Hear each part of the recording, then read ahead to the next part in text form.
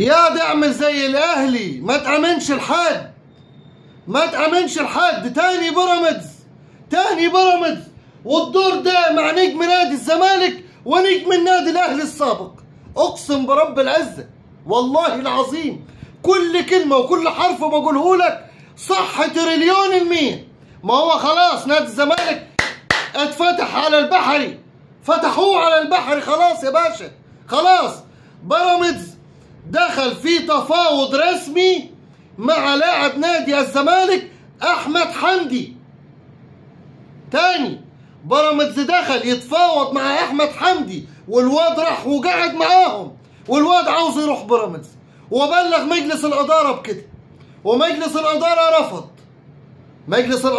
رفض، فاتاخد قرار بتجميده لنهايه الموسم.